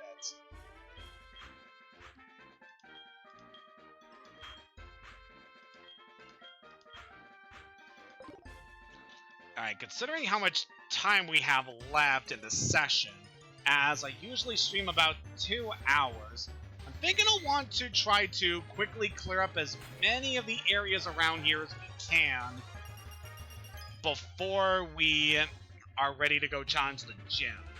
Remoraid, that's certainly an interesting encounter here. Also gotta watch out for these things because they have a surprisingly diverse moveset. Like that, they have Aurora Beam this early on. And they're also very powerful. Yeah, nothing that we have to worry too much about. I mean, this thing can learn a psychic attack, and that would be bad for Scarab, but we're fine. So what's some other stuff that's been going on we can talk about?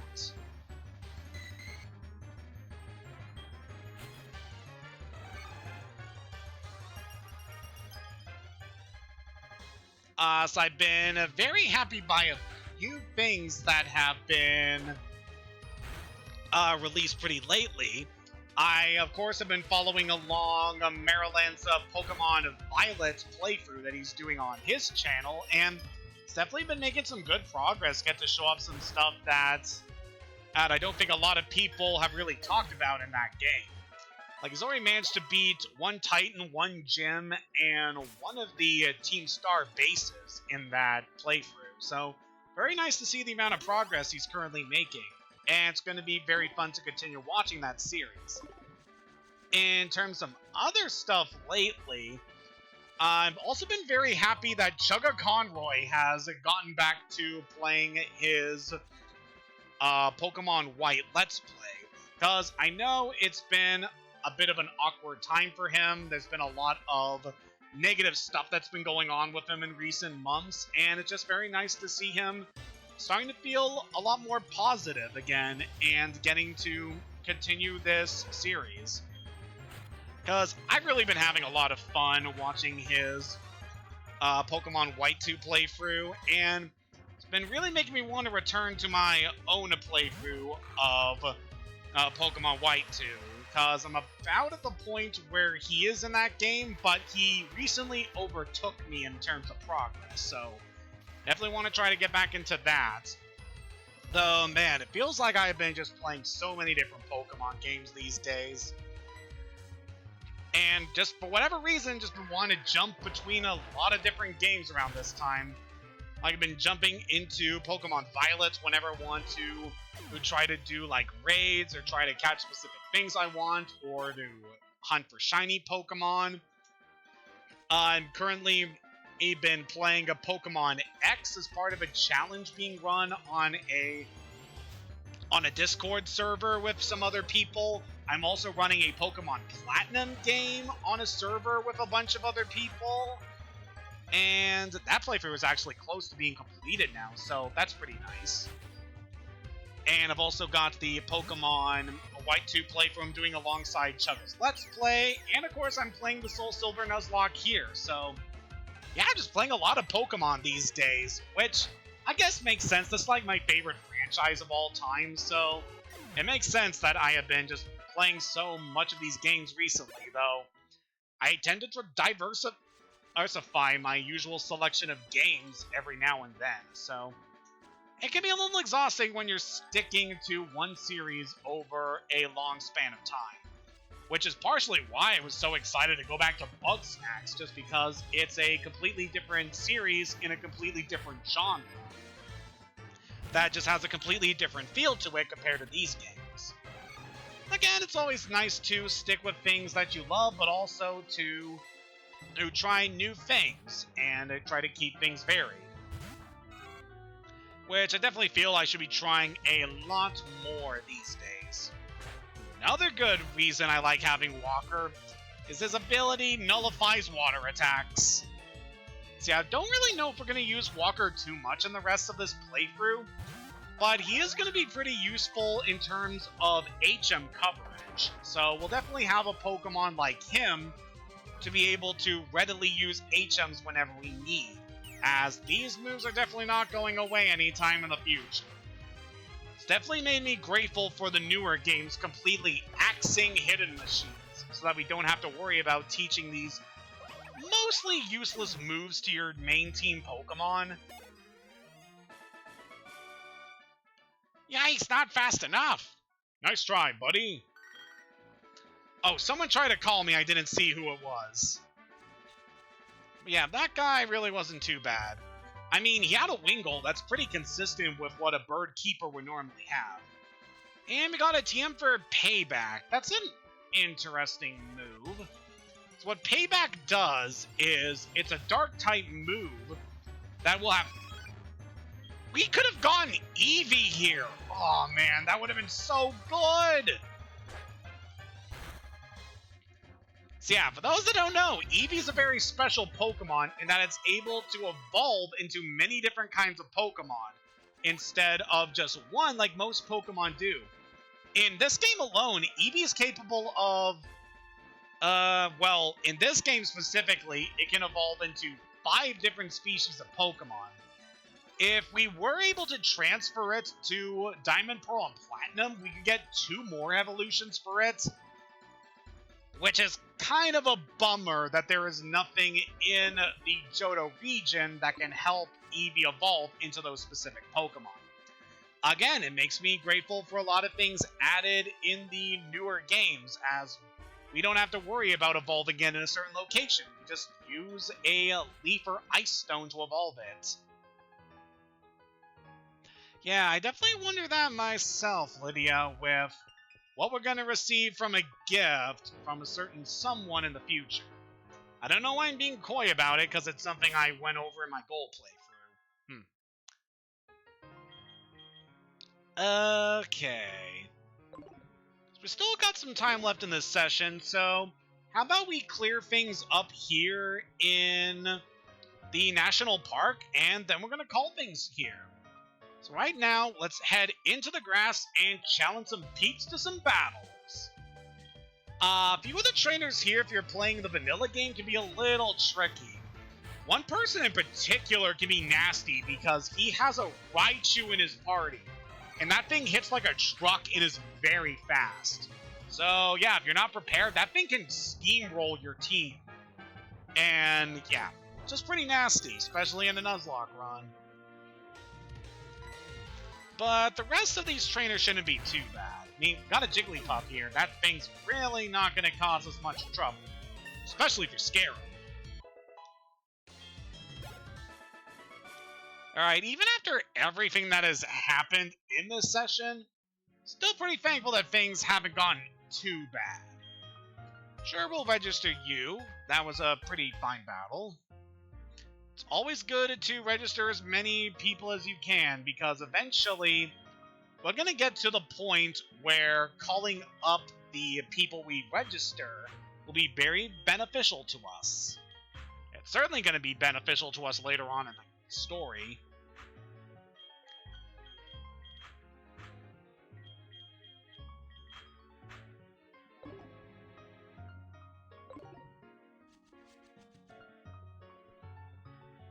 Alright, so we took out you. So there should only be a few more trainers to deal with here. So got you in this taller grass here. I don't know why the grass has a different texture on the upper half compared to the lower. I mean, I kind of get why it is like that, as the grass here in the National Park is actually in the shape of a Pokeball, complete with the center of the park in between the grass being a fountain that is meant to look like the button in the center of the Pokeball. So yeah, it's a pretty nice little detail about this area. It just has a very nice layout. And even in gold and silver, that effect still looks very nice. It's a cool little detail with how this area is laid out. To answer your question there, Haida, no, I'm not using Citra. I'm actually using Desmume. I'm not going to say where you could find these specific applications, but it should be pretty easy to track them down.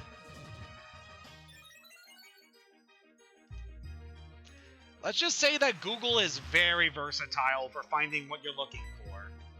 Alright, Charlotte should be pretty decent for taking on this Grimer. Sadly, this thing is going to be using Minimize to increase its evasiveness and just waste our time. You're being a bit of a pain, but it should be fine because I don't believe Grimer has anything that's going to affect Charlotte in a bad way.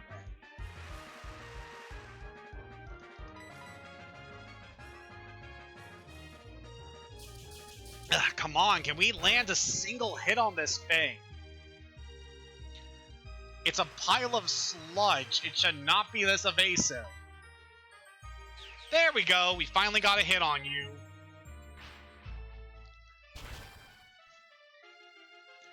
I will say, since we have encountered this Pokemon now, I really wish I liked Grimer more than I did. It's got a goofy little design, but I don't know. I just really didn't care that much about it. Especially because its stats really aren't all that great compared to some other Poison-type Pokemon. And its moveset really doesn't complement it very well either. I mean, there is a game in the series that eventually I do want to use a Grimer in when it's actually more useful. But we'll get to that when we get to that. It would certainly be fun to use a Grimer in one of my future streams. And yeah, maybe someday, but we'll leave that for when it's more relevant. Alright, Charlotte finally took that thing out. Getting some experience for Dottie, too. Very good. And we got Chrissy. You think I'm cool, right? So how about we exchange phone numbers? Yeah, sure.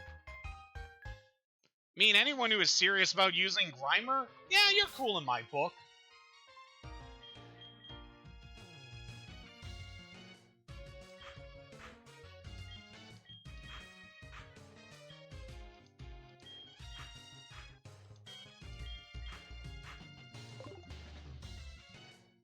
Alright, there's only a few more battles we need to do here. I can see PokeLink kind of glitching out right now. Yeah, don't worry about that. It'll eventually fix itself. Yeah, Burmy, I don't care about fighting you because you just spam Protect and waste my time. Okay, this guy over here. You are going to be interesting. See if we can actually fix the PokeLink here. Oh, there we go. That looks like it fixed things. Very good. Alright, you. You are the NPC that uses the Raichu. So what is that going to be randomized to?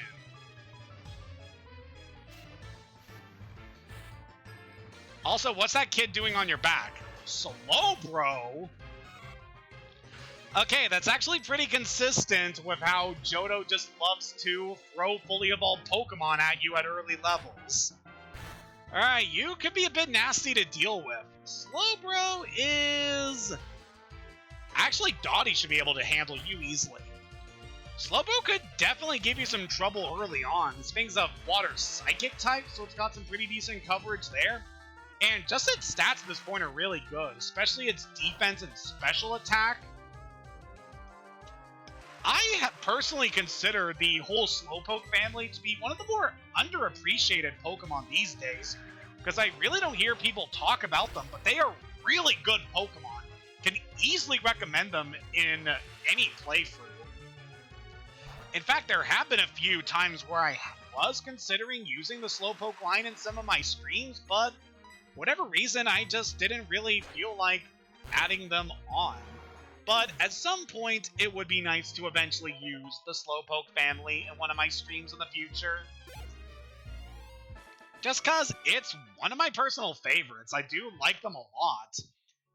In fact, one of the earliest shiny Pokemon I ever caught was a Slowbro that I found inside Cerulean Cave in LeafGreen. And I still have her to this day. She's one of my favorite shinies I ever got.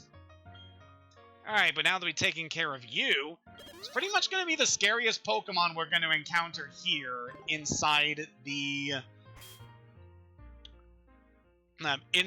national park. So we shouldn't have to worry too much about battles here going forward. Yeah, I know, right? It is a very nice looking shiny, which makes me a little disappointed that Slowpoke's shiny is not quite good. Like, I know there's the running joke that, oh, some Pokemon have really garbage shinies, and yeah, that is kind of a thing, where they're just a slightly different shade of the colors they normally are. And it's like, how am I supposed to know that this is a shiny? Outside of the fact that it has the sparkles that come off it. Ugh. I don't know, I mean, for the most part, it doesn't really affect me too much, because I haven't really encountered a lot of the Pokemon that have those kind of colors. Ooh, a Shieldon. It's actually pretty nice to run into trainers that use fossil Pokemon, because they're often ones you don't see. Ooh, congratulations on those, Lydia. Oh yeah, Gigalith has a really cool shiny. In fact, I actually have a shiny Boldor that I haven't evolved yet, but I will eventually, just because it's a really good-looking shiny.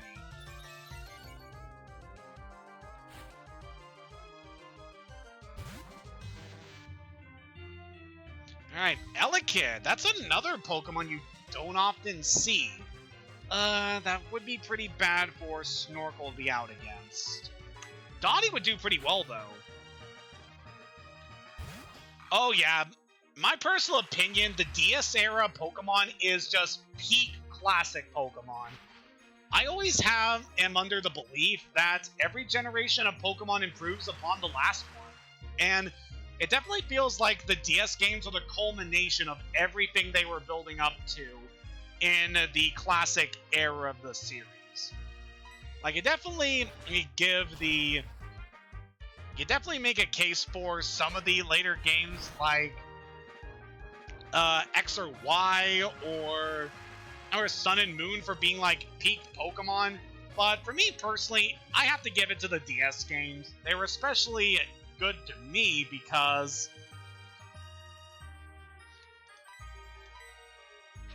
for me, the DS era was when I started to get good, you know, and actually try to strategize a lot more when it came to my play style, and actually focus more on team building and actually playing the game good. It was also around the time where I first got into the Nuzlocke challenge as well, so there's also that.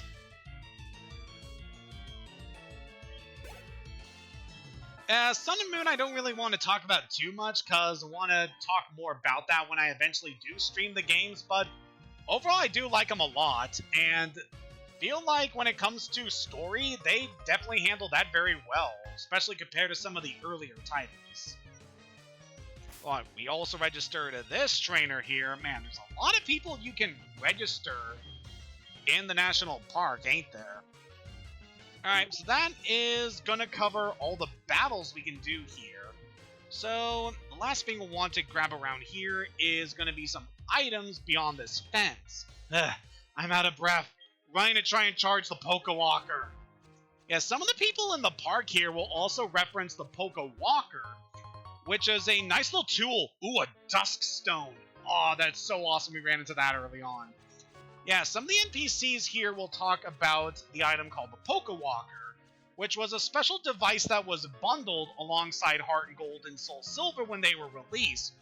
Just a neat little application. It's basically a pedometer that you could bring your Pokemon from Heart Gold and Soul Silver on, and as you're walking around, your Pokemon can gain experience. It can help you find items, as well as rare Pokemon that you would not normally be able to encounter at that point in the main games just by using the Pokewalker application. It was a very fun thing, and I definitely liked to use the Pokewalker a lot when I was in high school. I really haven't used it much these days, but it's a very nice little addition to the overall Heart Gold and Soul Silver experience. I like it a lot.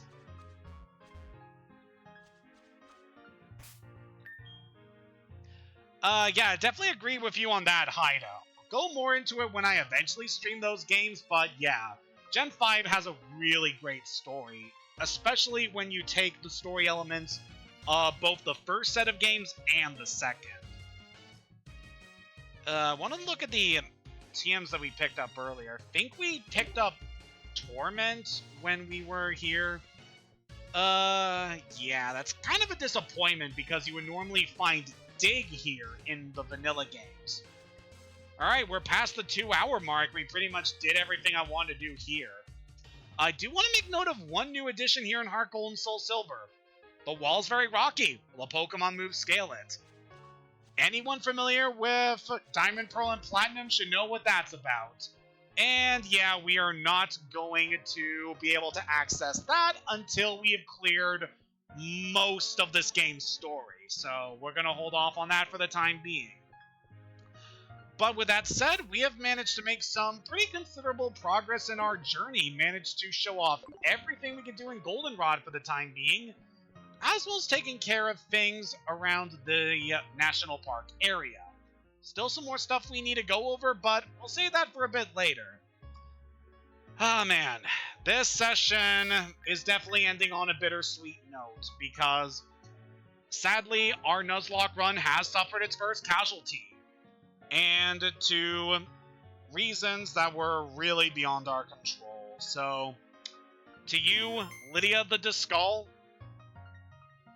know that we will treasure the time we spent with you on this journey, and we will do our best to make sure that this run does not end in vain.